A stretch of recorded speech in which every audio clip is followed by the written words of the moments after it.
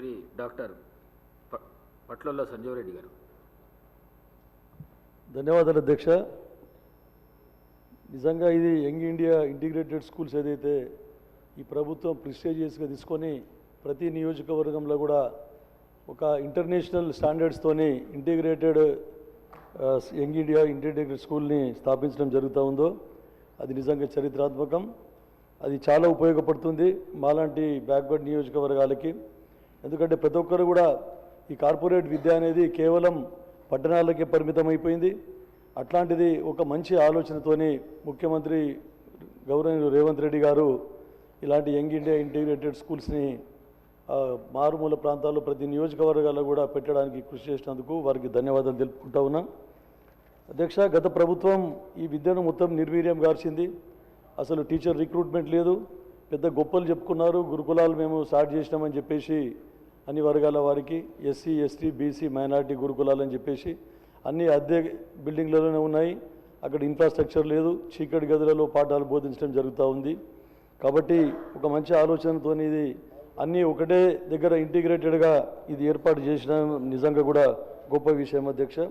విద్యకు గత ప్రభుత్వాల్లో మొత్తము ప్రతి సంవత్సరము బడ్జెట్ తగ్గుకుంటూ వచ్చింది అధ్యక్ష. ఈవెన్ కేంద్ర ప్రభుత్వం కూడా 2% సెస్ ప్రతి దాంట్లో కూడా ఎడ్యుకేషన్ సెస్ విధించినప్పటికీ వారు సరైన బడ్జెట్ కేటాయించకపోవడం వలన వాళ్ళకి రాష్ట్ర ప్రభుత్వాలు అయితే అసలే విద్యకు ప్రాముఖ్యత ఇవ్వలేదు గత 10 సంవత్సరాల నుండి. అట్లాంటిది ఇప్పుడు మళ్ళీ ఈ ప్రభుత్వం ఏర్పడిన తర్వాత విడతల వారిగా పోయిన సంవత్సరం మళ్ళీ విద్యకు సరైన ప్రాతినిధ్యం ఇస్తూ బడ్జెట్లో కేటాయింపులు జరపడం జరిగింది. మరి ఇప్పుడు కూడా మళ్ళీ ఇంకా 7.57% బడ్జెట్లో దానికి విద్యకు నిధులు కేటాయించడం జరిగింది అధ్యక్ష. తర్వాత గత ప్రభుత్వంలో అధ్యక్ష అసలు టీచర్స్ కూడా అపాయింట్మెంట్ చేయలేదు అధ్యక్ష. ముఖ్యంగా మాలాంటి నారాయణఖేడ్ బ్యాక్వర్డ్ ఏరియాలో ఎట్లయితే అసలు టీచర్స్ కొరత చాలా ఉంటుంది. ఉన్న కొంతమంది టీచర్లను కూడా పట్టణ ప్రాంతాలకు డిప్యూటేషన్ చేయడం జరుగుతూ ఉండే. కానీ మా గౌరవ ముఖ్యమంత్రి రేవంత్ రెడ్డి గారు 11,000 మంది టీచర్స్ని అపాయింట్మెంట్ చేయడం జరిగింది. దాంట్లో భాగంగా కేవలం నారాయణఖేడ్ నియోజకవర్గము 120 మంది టీచర్స్ రిక్రూట్ చేయడం జరిగింది నారాయణఖేడ్ ప్రాంతం నుండి. ఇప్పుడు 80% వేకెన్సీస్ అన్ని ఫిలప్ కావడం జరిగింది అధ్యక్ష. ఈవెన్ హైయర్ ఎడ్యుకేషన్లో వీసీస్ వైస్ ఛాన్సలర్ని కూడా మనము నియమించుకోలేకపోయినాం. అంత దురదృష్టకరం. గత తెలంగాణ సాధించుకున్న తర్వాత మళ్ళీ ఈ ప్రభుత్వం ఏర్పడిన తర్వాతనే గౌరవ ముఖ్యమంత్రి రేవంత్ రెడ్డి గారు మళ్ళీ అందరికీ యూనివర్సిటీస్ కూడా బీసీసీని నియమించడం జరిగింది అధ్యక్ష. తర్వాత అధ్యక్ష ముఖ్యంగా స్కావెంజర్స్ ఒక స్కూల్లో మారుమూల ప్రాంతంలో స్కూల్లో స్కావెంజర్స్ కూడా లేనటువంటి పరిస్థితి. గ్రామ పంచాయతీకి హ్యాండ్ ఓవర్ చేసిండ్రు.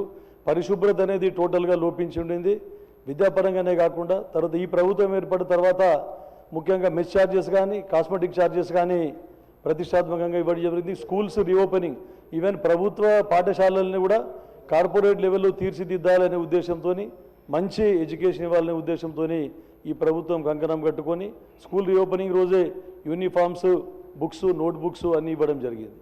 తర్వాత నాణ్యమైన తర్వాత న్యూట్రిషియస్ ఫుడ్ కూడా గురించి మెస్ ఛార్జెస్ కూడా పెంచడం జరిగింది అధ్యక్ష.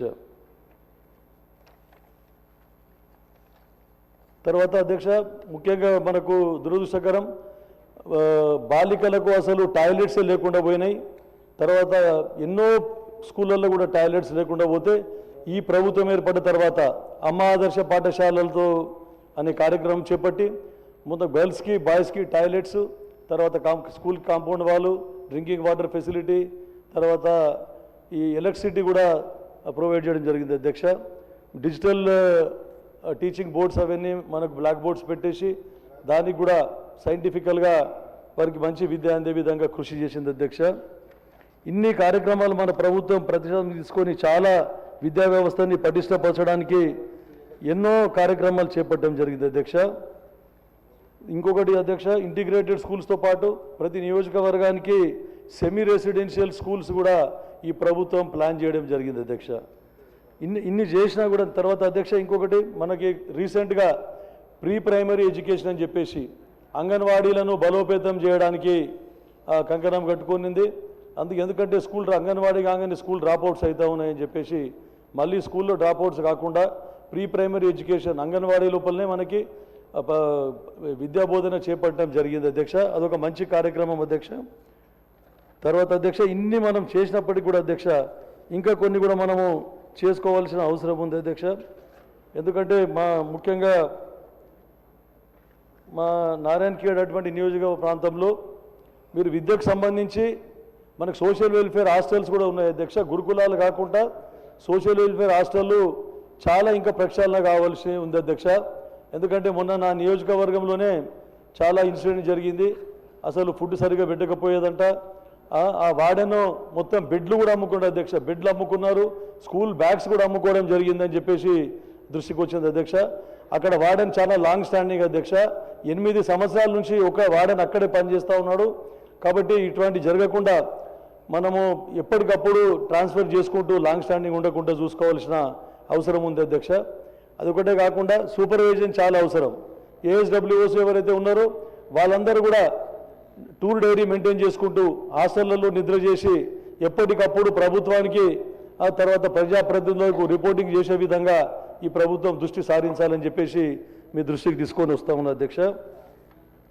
తర్వాత ఇంకా కూడా టీచర్స్ రిక్రూట్మెంట్ చాలా అవసరం ఉంది అధ్యక్ష మనకి.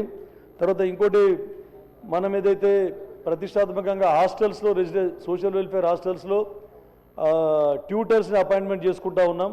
చాలా చోట్ల ట్యూటర్స్ పోస్టులు వేకెన్సీ ఉన్నాయి. ఎందుకంటే కేవలం 1500 భృతి ఇస్తే వాళ్ళు వచ్చి టీచ్ చేసే పరిస్థితులు లేరు. చాలాసార్లు ప్రభుత్వాన్ని కోరడం జరిగింది ఇంతకుముందు కూడా. కనీసం వేతనాలు ఇంప్లిమెంట్ చేయాలి, అయితేనే వారికి ట్యూషన్ సక్రమంగా అందుతాయి సోషల్ వెల్ఫేర్ రెసిడెన్షియల్ స్కూల్స్లో అని చెప్పేసి తమరి దృష్టికి తీసుకొని వస్తా ఉన్నా అధ్యక్ష.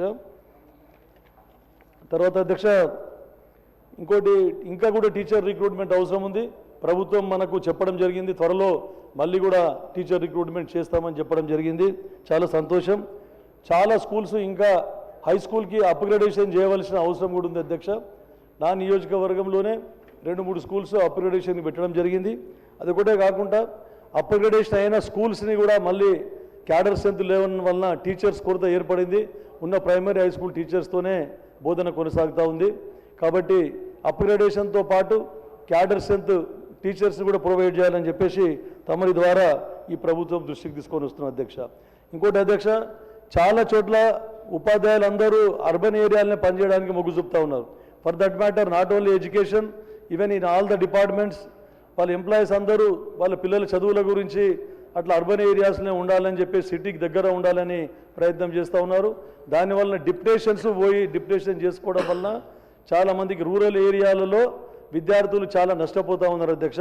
తమరి ద్వారా ప్రభుత్వం దృష్టికి తీసుకొచ్చేది ఏంటంటే ఈ కంపల్సరీ రూరల్ పోస్టింగ్స్ ఇవ్వాలి.